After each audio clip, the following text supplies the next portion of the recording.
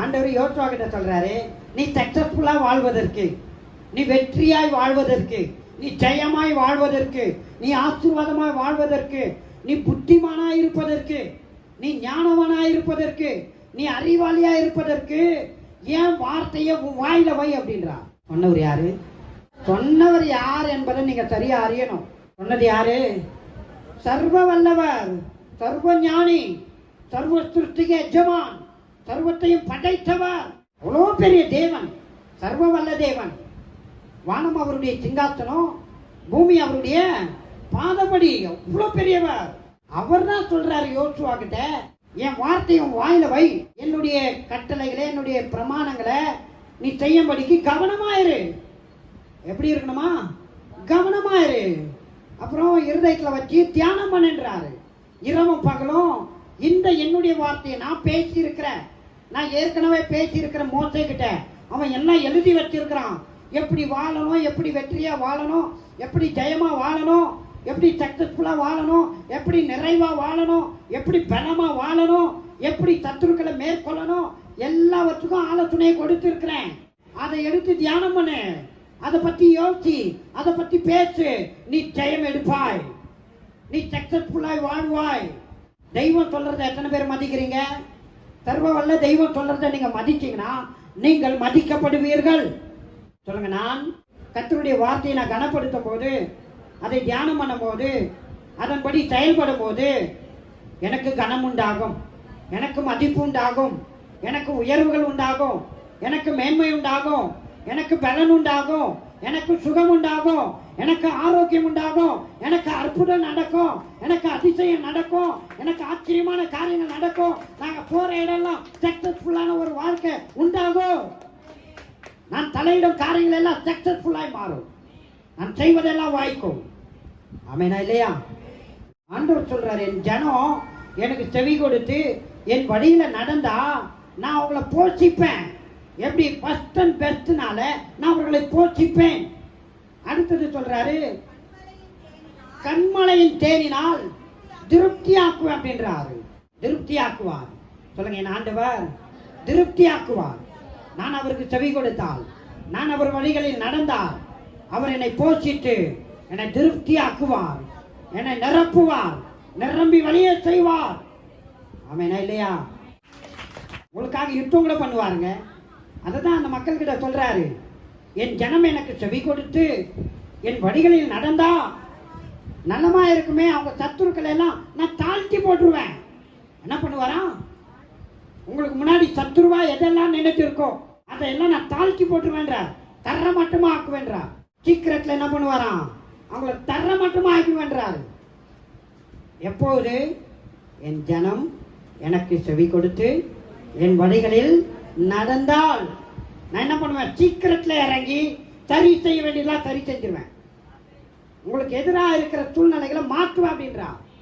உங்களுக்கு ரொம்ப பிரச்சனையா எது இருக்கோ அந்த பிரச்சனையை இல்லாம ஆகிடுவேன்றார். எது உங்களுக்கு ரொம்ப உபத்திரமா இருக்கோ அதை இல்லாம கூட ஆகிடுவேன்றார். நீங்க கர்த்தருக்கு செவி கொடுங்க, கர்த்தருடைய வழியில நடங்க. உங்களுக்கு விரோதமா எது இருந்தாலும் அதை ஒன்றுமில்லாம ஆக்கி விடுவார், தாழ்த்தி போடுவார். செருபாபேலுக்கு முன்பாக, ஓ மலையே நீ ஏமாத்துறோம், பிரச்சனையே நீ ஏமாத்துறோம் ஆண்டவர் கேட்கிறாரு. நீ கிரவுண்ட் லெவல் ஆயிடுவா அப்படின்றார். செருபாபேல் என்னுடைய தாசன், என்னுடைய ஊழியக்காரன், என்னையே நம்பி இருக்கிறான். அவனுக்கு முன்னாடி நீ ரொம்ப கத்திக்கிட்டே இருந்தேனா நீ இருக்க மாட்ட அப்படின்றாரு. தர மட்டும் ஆயிடுவேன். சொல்லுங்க, எனக்கு முன்னாடி பிசாசு அல்லது மனிதர்கள், சூழ்நிலைகள், பிரச்சனைகள் ரொம்ப மழை போல பெருசா இருந்துகிட்டு என்னை வேதனைப்படுத்தினா, என்னை துக்கப்படுத்தினா, கர்த்தர் அதையெல்லாம் தர மட்டும் ஆகிடுவார். அல்லேலூயாவா? நம் தேவனால் கூடாத காரியம் ஒன்றுமே இல்லை. கர்த்தருடைய வார்த்தைக்கு செவி கொடுங்க. அவர் சொல்றார், நான் பாலம் தேனும் ஓடுகிற தேசத்துக்கு உங்களை கொண்டு போவேன். ஏறக்குறைய 20 லட்சம் பேர். அந்த 20 லட்சம் பேரையும் ஆண்டவர் நடத்துறார். அற்புதமா நடத்துறார். செங்கடலை பிளக்கிறாரு, நடந்து போறாங்க, தரையில நடந்து போற மாதிரி. அடுத்தது யோர்தானை பிளக்கிறாரு. அப்புறம் கண்மலையிலேருந்து தண்ணீரை வர வைக்கிறாரு. வானத்திலிருந்து தேவ தூதர்கள் சாப்பிடும் மன்னாவை கொடுக்கிறாரு, உணவை கொடுக்கிறாரு. அது மாத்திரம் இல்ல, காடைகளை அனுப்புறாரு. கறி கேட்டாங்க, கறி சோறு கேட்டாங்க. கறி இல்லாம நமக்கு இறங்குமா? அட்லீஸ்ட் ஒரு கருவடை ஆயில் இருக்கணும் பாஸ்டர் அப்படின்றீங்களா?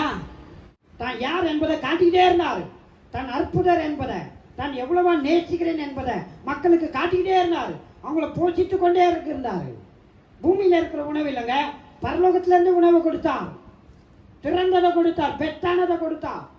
அவர்களுக்கு மேகஸ்தம்பமா இருந்தார். வெயில் அவங்க மேல படக்கூடாது, பட்ட கருத்து போயிடுவாங்க, உடல் பாதிக்கப்படும் என்பதற்காக பகலில மேகஸ்தம்பமாய் ஏசியாய் நின்றார். இரவில மக்களுக்கு வெளிச்சம் வேணுமே என்பதற்காக அக்னி ஸ்தம்பமாய் வந்து நின்றாராம். இவ்வளோ மகிமைய தினந்தோறும் பார்த்து கூட இருதயம் மாறல, சுபாவம் மாறல, பேச்சு மாறல, எண்ணம் மாறல. அதே எகிப்து புத்தி தான் இருந்தது. எகிப்துல இருந்து கர்த்தர் கொண்டு வந்துட்டாரு.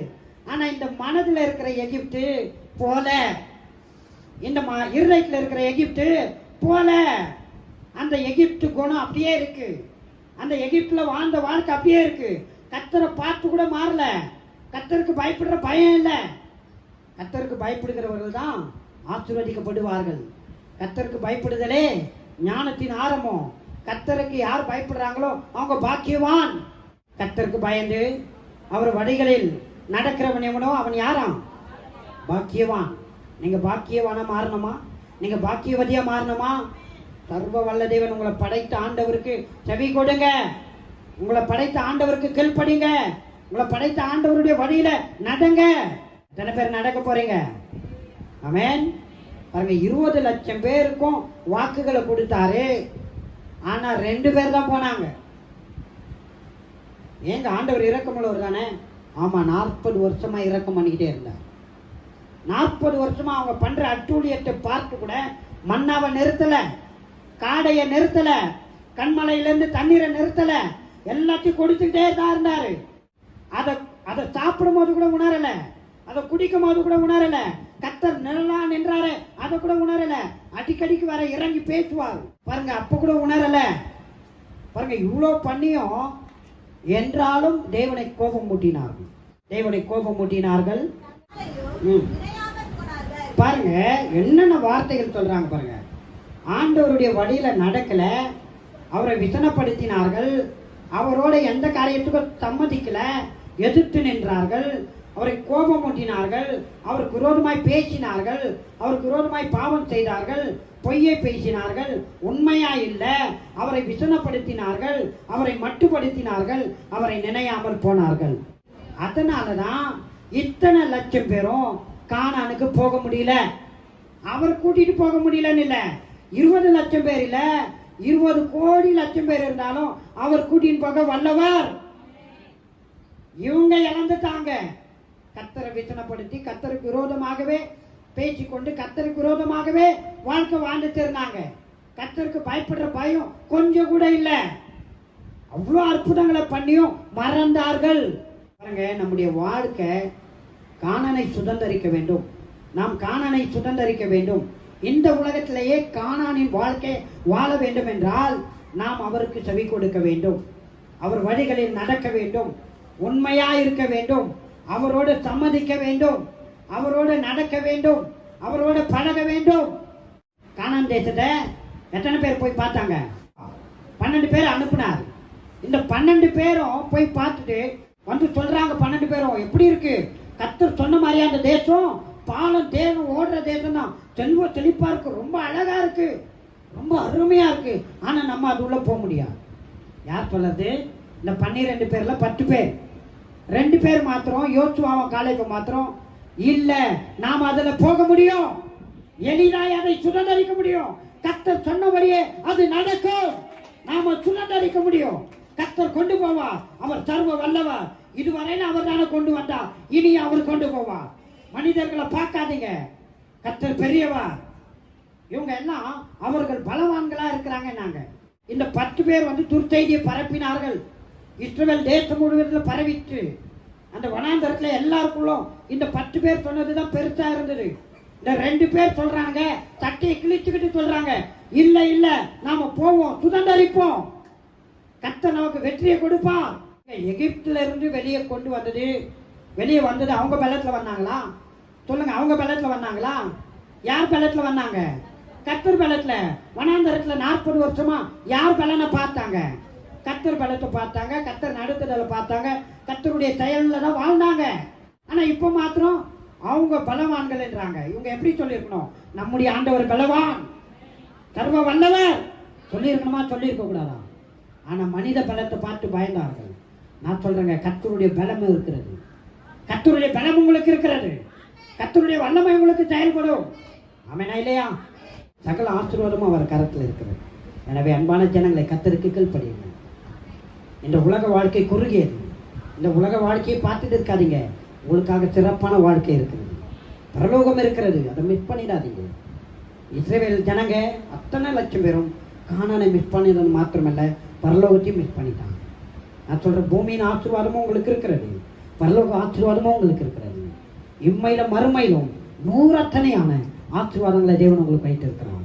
சிறப்பானதை வைத்திருக்கிறார், மகிமையானதை வச்சிருக்கிறார், நிறைவானதை வச்சிருக்கிறார். ஆமெனா?